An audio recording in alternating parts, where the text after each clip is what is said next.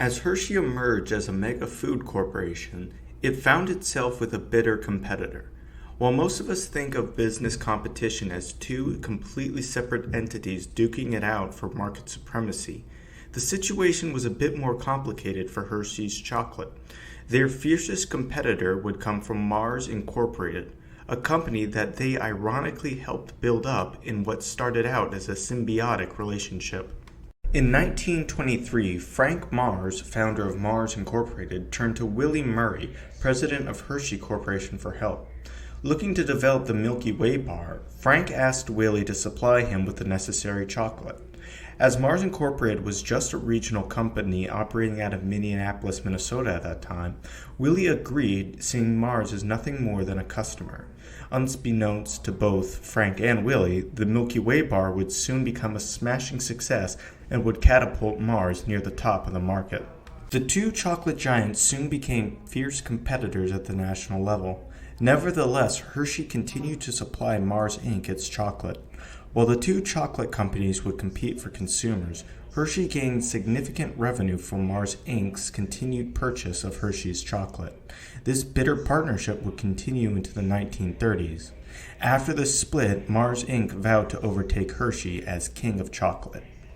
What followed was decades of vitriolic competition that had the two companies going tit for tat. To compete with Mars's Milky Way, Hershey unveiled Mr. Good Bar, a chocolate bar filled with roasted peanuts. Mars, in turn, unveiled Snickers, which was essentially the Milky Way but with peanuts, and Three Musketeers.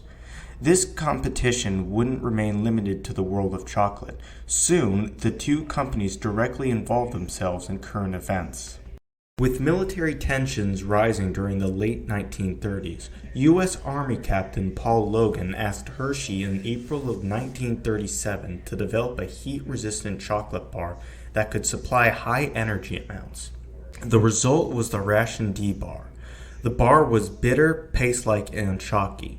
Nevertheless, the 600-calorie heat-resistant bar was rationed out to the troops, and Hershey was contracted by the U.S. government to produce nearly 24 million a week.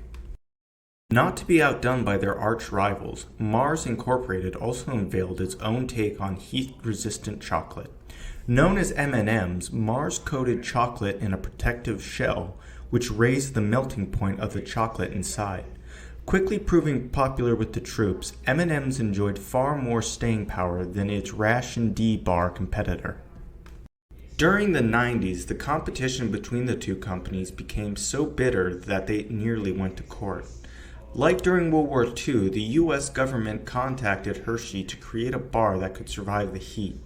The result was the fudge-like Desert Bar. Unfortunately for Hershey, the bar once again did not catch on with the troops, who often instead asked for Mars chocolate. Following the Persian Gulf War, the Pentagon contacted Mars about making its own melting-proof chocolate.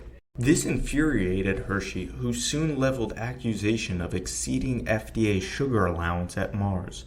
General Counsel of Mars, Edward J. Stegman, in turn, threatened to sue Hershey for defamation. Now engaged in a chocolate Cold War, Hershey prepared its own product misinterpretation countersuit. Ultimately, the two companies never went through with their lawsuits, seeing it as mutually assured destruction. While competitions like this tend not to be very good for those involved or their blood pressure, the American consumer benefits heavily.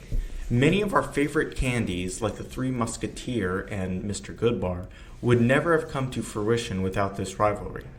Meanwhile, the technologies spurred on by these chocolate wars are nothing less than miraculous. An M&M, for an example, is a much underappreciated piece of innovation. It is very hard to get chocolate to not melt. The fact that Mars was able to do this while keeping everything edible is nothing less than astounding.